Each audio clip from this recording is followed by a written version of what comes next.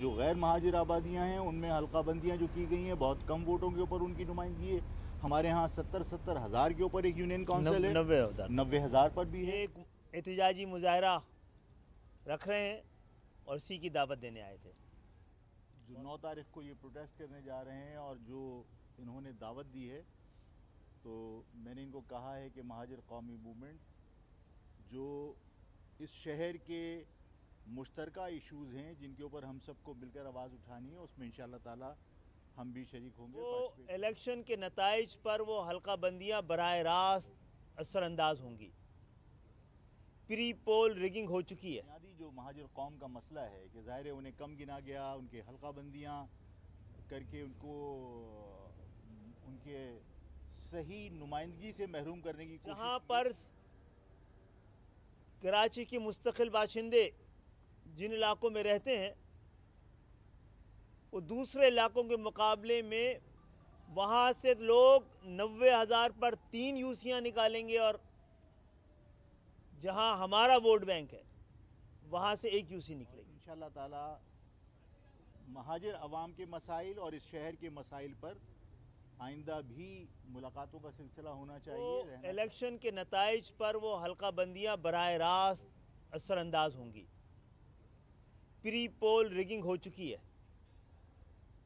ایک ہی شہر میں کچھ یونین کونسلیں 25 سے 30 ہزار پہ ہیں اور کچھ 80 سے 90 اور 95 ہزار ہیں, کچھ 1 لاکھ کے قریب بھی ہیں. تو جہاں پر کراچی کی مستقل باشندے جن علاقوں میں رہتے ہیں وہ دوسرے علاقوں کے مقابلے میں وہاں سے لوگ 90,000 پر 3 یوسیاں نکالیں گے, اور جہاں ہمارا ووٹ بینک ہے وہاں سے 1 یوسی نکلے گی.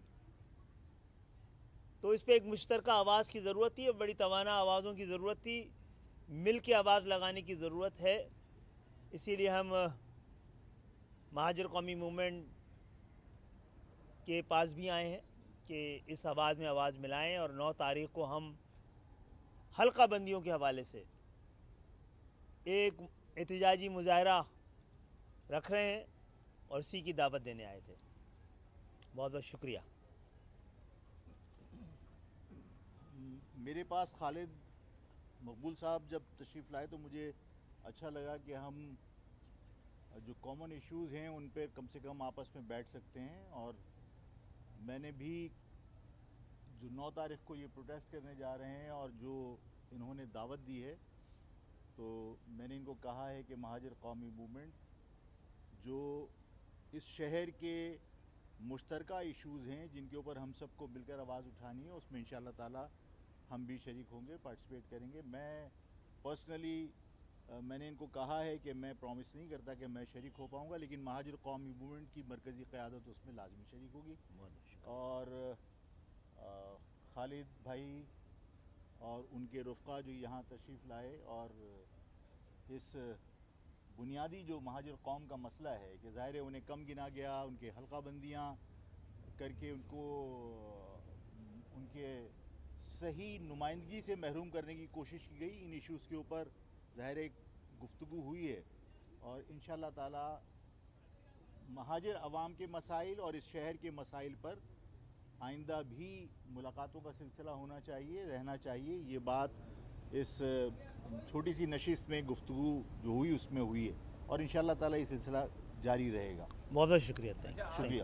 طالب بھائی یہ بتا دیے گا کہ آپ ہمیشہ سے یہ کہتے رہے ہیں, ایم کیو ایم کا پرانا موقف ہے کہ آفاق احمد نے مہاجروں کو شہید کروایا, قتل کرایا, ایکسپائر جو بھی بولے. یار یہ موقع نہیں ہے. جی بولیے. اب آپ کو ایسی کیا ضرورت پیش آ گئی کہ آپ پھر آفاق احمد کے پاس آئے واپس؟ دیکھیں, تاریخ کا اپنا ایک سفر ہے, اور آگے بڑھنے کے لیے بہت ساری چیزوں کو, اس میں شاید بہت سارے ایسے لوگ بھی ہوں جو براہ راست متاثر ہوئے ہوں, ہماری جانب سے بھی ان کی جانب سے بھی.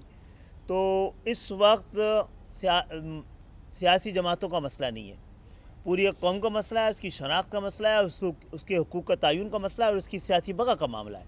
اسی لیے آئے اور آگے بڑھ کے بات کرنا چاہ رہے ہیں. یہ بھی بتائیے کہ جو پنجاب کے جو ڈاکو جن کے بارے میں عمران خان صاحب فرمایا کرتے تھے, آج وہ ان کے وزیر اعلیٰ ہیں, انہیں سلائی کے خلاف نیب اور ایف آئی इमरान खान साहब खुद जो है वो हिदायत दिया करते थे, आज वो उनके स्पोक्स पर्सन हैं।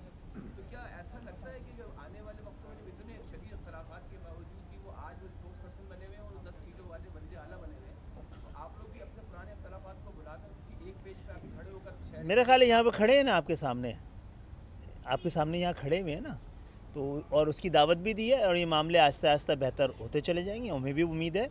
और जो आप बता रहे हैं वही तो पाकिस्तान की जमहूरियत का हुस्न है। कितने अरसे के बाद इस सियासी मुलाकात हुई और जो बताई गई जो मर्जर होने जा रहे हैं एमपीएम का, उसमें शामिल ना होने की जो वजूहत आपने बताई थी, इस मुलाकात में कोई चीज़ हुई है कि वो बात हल हो सकती है? देखो यार, मैंने अभी आपसे कहा कि इश्यूज़ पर हमने बात की। एक मामला इन्होंने रखा था जो डिलिमिटेशन का है, वो ज़ाहिर है उस पर कल जो प्रेस कॉन्फ्रेंस थी उसमें मैंने भी उस पर एतराज़ उठाया था, और मैंने कहा था कि जो गैर महाजिर आबादियाँ हैं उनमें हल्का बंदियाँ जो की गई हैं, बहुत कम वोटों के ऊपर उनकी नुमाइंदगी है। हमारे यहाँ 70 हज़ार के ऊपर एक यूनियन काउंसिल है, 90,000 पर भी है। तो ये तो कल प्रेस कॉन्फ्रेंस में मैंने भी एतराज़ उठाया था। तो अगर उसके ऊपर कोई मुश्तरका आवाज़ जा रही है तो इसका मकसद ये नहीं है कि मतलब साथ में बैठे हैं किसी इशू के ऊपर तो कोई मर्जर की तरफ जा रहे हैं। हम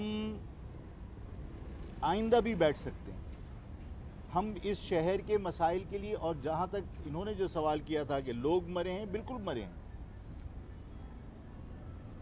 मेरे ख्याल है मुत्तहिदा कौमी मूवमेंट के दफ्तर बहादुराबाद जब मैंने डेलीगेशन भेजा था तो मैंने खुसूसी तौर पर शहदा की फैमिलीज़ को भेजा था वहाँ पे वफ्द लेकर, और सिर्फ इसलिए भेजा था कि उनको भी ये एहसास हो कि अगर उनकी कोई शिकायत है कि हमारे लोगों के हाथों उनका कोई नुकसान हुआ है, तो यहाँ से भी शहदा की फैमिलीज़ अपने गम भुलाकर वहाँ गई है। अगर हम इन मामलात को